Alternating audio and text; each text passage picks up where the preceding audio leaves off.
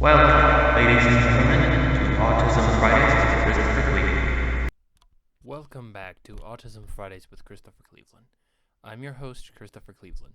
In local news, Grand County currently has a roster of 81 active cases of COVID-19 in the county bounds, not including transients who visit then go home. We have had 100 positive cases in all, 19 recovered, and our death count has not changed as of recording this episode. In the state of Utah, people 16 and older can now take the vaccine, as has been the way for some time, now with hopes being that children can get the vaccine very soon as well. In other news, the City Council passed an ordinance on the 20th of this month in regards to the ATVs and other off-road diesel vehicles that tourists sometimes use, designed to lessen the noise complaints that have been filed against them since they became a nuisance last year. Personally, I'm all for prohibiting the sale of such vehicles if people are going to be such jerks with them, but then that would mean a significant chunk of money being lost in Moab, and we already lost a lot over the last year. Anyway, that's all for our local news. Coming up after the break, the first topic of Mental Health Awareness Month, as well as the continuation of our show. Excuse me.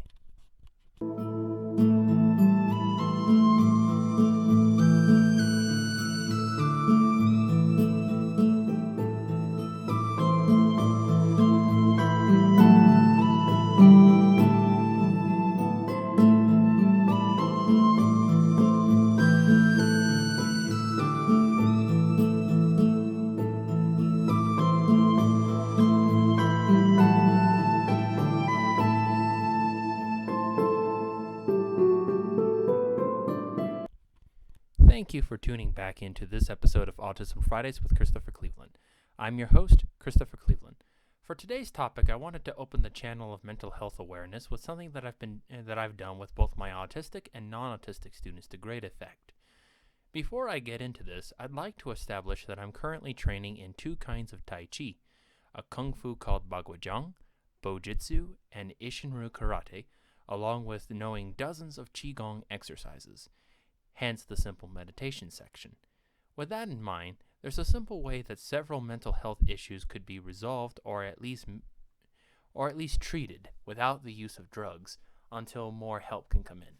It comes down to simply paying attention to the breath. Something that the master teaching my unarmed combat techniques, this means everything except Bojitsu, has stressed to me time and again is the importance of knowing and understanding your breath. In most meditative exercises, it's advised to breathe in so that the belly fills up and empties out when you exhale. This is because when you do it this way, you're able to maximize the air that's in your lungs and get the biggest, most soothing breath. Breathing through the chest does good in getting air quickly for events like a jog or push-ups. But the problem with it is that it isn't usually capable of creating that natural high, best described as Zen. This state of mind is important to reach because when we reach Zen, experience has taught me that we are often the most capable of looking at who we think we are versus who we want to be without the harsh lens of self-criticism we often attach to self-examination when we haven't achieved Zen beforehand. In other words, the state of Zen is the best way we can examine ourselves without being our own worst critic. In every case where I've taught meditations and healing Qigongs to my autistic or non-autistic students, I've picked up one thing that I would urge you to do with your kids if you can. Take about 5 to 10 minutes out of your day to have them join you in a group meditation where you simply gather loving energy, or Qi, by scooping your hands low and then high, forming 3/4 of a circle by the time your hands are above your head, the fingertips almost touching each other. Then keep the palms facing down as you push that energy back into the earth. Do this for about 5 minutes to start with and give the assurance that it doesn't have to be tried again if it isn't liked and see where it leads. You never know if you have the next Miyagi on your hands unless you start there. And the important thing about why I emphasize martial arts as an avenue for autistic children isn't because of my own anecdotal experiences. Should meditation not work in the beginning, the cool thing about forms like karate and bojitsu is that they have very specific movements to be done in specific directions at specific points in sequences called kata. This very much caters to an autistic need for specifications and is a great way to exercise both mind and body without having to spend a lot of time and money sending them to camps. Best of all, I can get things started if you live in Moab by teaching French fencing through the use of soft eskrima sticks, so let me know on my group page or private messenger if you're interested in beginning your child's martial arts journey with me, or if I can point you to a better resource. At the heart of martial arts is a need for discipline and focus, so once an autistic person zeroes in on that being something that interests them, I can assure you from experience, both of being taught it and teaching it, that your child will have a great time there, than at just about anything else they can do in the public. Coming up after the break, our simple meditation of the week and our closing dedication.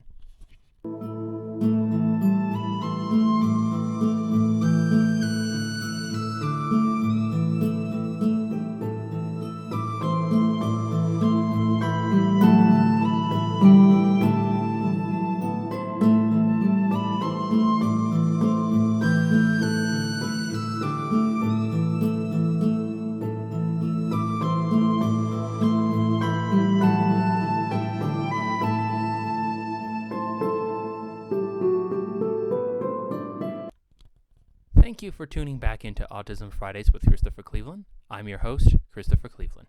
For our segment Simple Meditations, we have a simple sitting one I recently executed with my elementary school Ninja Warrior Club in Beacon after school. As best you're able without hurting yourself, begin by making sure you've stretched out your legs and ankles so that they're nice and relaxed for what lies ahead. After this, start by kneeling down on one knee, then kneeling on the other. This way you're sitting on your calves and heels by the time that you're done.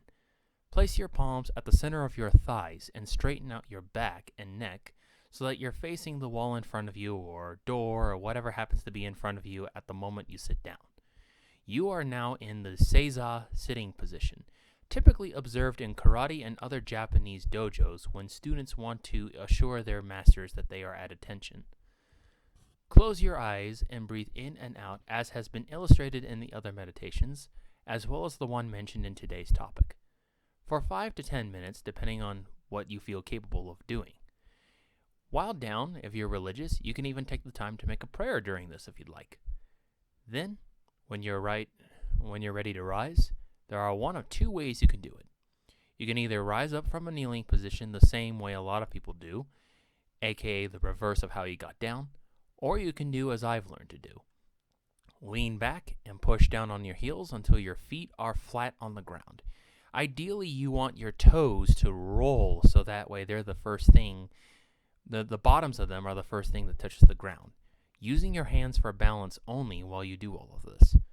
Then simply push off with your feet and unbend your knees as you rise up slowly. This is something great to learn, especially if you're worried about being attacked a lot or need to rise up real quickly for some reason. Build up to half an hour of this, as well as the other meditations, and try to consider practicing getting up and getting down as best you're able without having to push off on your hands before you do so, using them for balance only. Thank you for tuning in to this simple meditation segment. I hope you have a great day. This episode is dedicated to the Grand County Public Library. When restrictions were loosened up in relation to COVID-19, they chose to bravely reopen under a number of careful conditions. First, patrons have to call in advance to set up an appointment for 1 hour in the library, including computer services. Once inside, masks must be worn inside the building even when you know you're not sick. And when you come out, the hour you have been given is the only hour you get for the day. And that's just to name a few of the precautions that have been kept up since the quarantine was lifted to the second highest degree of caution the state of Utah had in its rosters. Should you see past these factors and want to visit, the staff are kind, courteous, and extremely intelligent, not to mention almost always know what to do with the only times they don't, or times that you've stumped them, being in areas that are rarely explored in their systems or by their patrons in any case. Here's hoping they survive the era of COVID-19 and provide us with everything a library does and more in the years to come. This has been Autism Fridays with Christopher Cleveland, the first episode of our Mental Health Awareness Month for 2021, and I'll see you guys next week. Edited, directed, produced, and written by. Thank you for tuning in, and we'll see you next week.